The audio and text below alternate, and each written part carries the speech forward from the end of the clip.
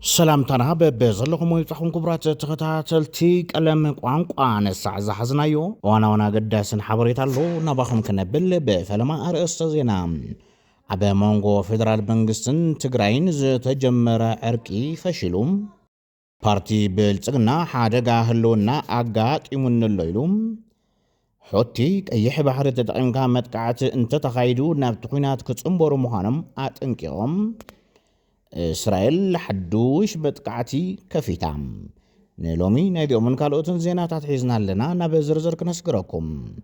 بأتحباباراينت حدا أمباسادر حبرة أوروبا أمونغو فيدرال منغستن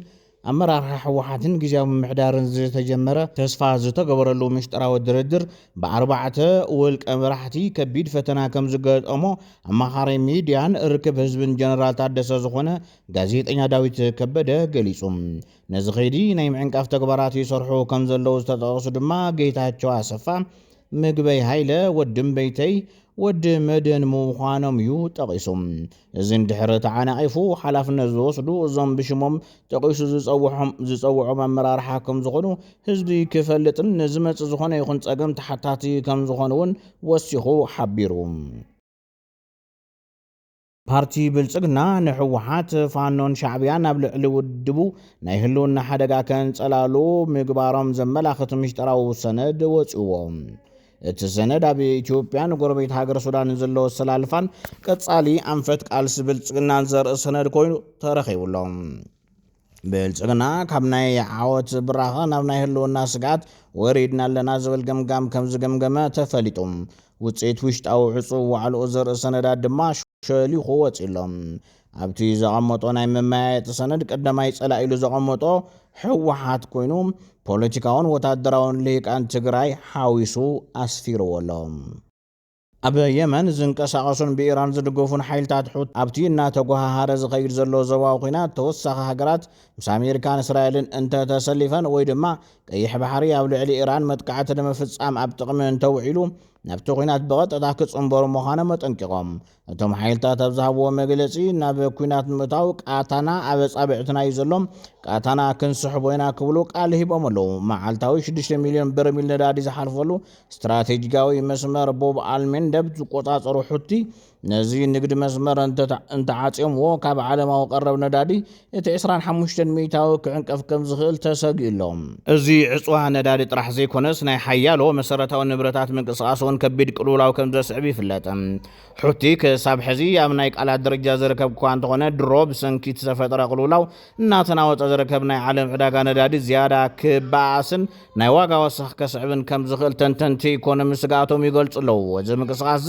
ኣብ ዞባ ቀይሕ ባሕሪ ዘሎ ወታደራዊ ወጥሪ ናብ ዝለዓለ ደረጃ የደይቦ ከም ዘሎ ይንገር ኣብ ኢራን ዝርከብ መመንጨዊ ሓይሊ ኒኩለር ቡሽር ንሳልሳይ ግዜ መጥቃዕቲ ተፈጺምዎም እዚ ኣብ ገምገም ባሕሪ ወሽመጥ ፋርስ ማለት እውን ፐርሺያን ጎልፍ ዝርከብ ትካል ጉድኣት በፂሕዎ ናይ ጨረር ምዝርጋሕ እንተተኸሲቱ ንኩዌት ባህሬን ኳታር ስዑድ ዓረብን ሕቡራት ዓረብ ኤምሬትን ብሓንሳብ ክብክል ዝኽእል እዩ ሰብ ስልጣን ሕዚ ብዛዕባ ሓደጋ ኒኩለር ብግልፂ መጠንቀቕታ እውን ይህቡ ኣለዉ ኣየር ወለድ ኣሜሪካ ብመሬት ወሪዶም ክዋግኡ ይዳለዉ ኣለዎ ተባሂሉ ኣሜሪካ ኣብ ልዕሊ ኢራን ተወሳኺ ወታደራዊ ስጉምቲ ኣብ ትወስደሉ ዘላ እዋን ኣስታት 2,000 ኣባላት ኣየር ወለድ ሰራዊት ካብ ክፍለ ሰራዊት 82 ሓይሊ ኣየር ናብ ወሽመጥ ዓረብ ተዋፊሮም ከም ዘለዉ ጸብጻብ ዘቴሌግራፍ ይሕብር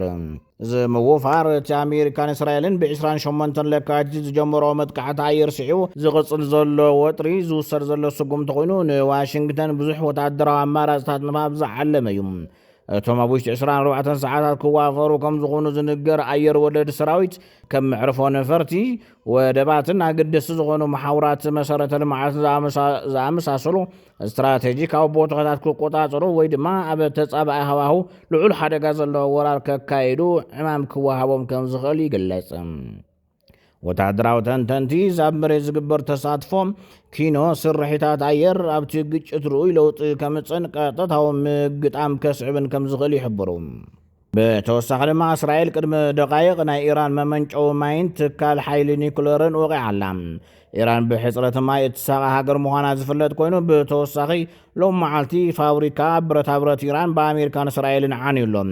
ኢራን ነስዒባ ብኩለን ማዓስከራት ሰራዊት ኣሜሪካ ዘለዎን ሃገራት ኣብ ዝርከቡ ፋብሪካታት ብረታ ብረት መጥቃዕቲ ከም እትፍጽም ኣጠንቂቓላ ምስ ኣሜሪካን እስራኤል ርክብ ዘለዎም ናይቲ ዞባ ፋብሪካታት ንሰራሕተኛታቶም ብህፁፅ ከውፁ ኢራን ትእዛዝ ኣመሓላሊፋላ ክቡራት ተኸታተልትና ነሳዕ ዝሓዝናዮም እዋናውን ኣገደስቲ ዜናታት ነዞም ተኸታተልኩሞም ይመስሉ ነይሮም ሰላም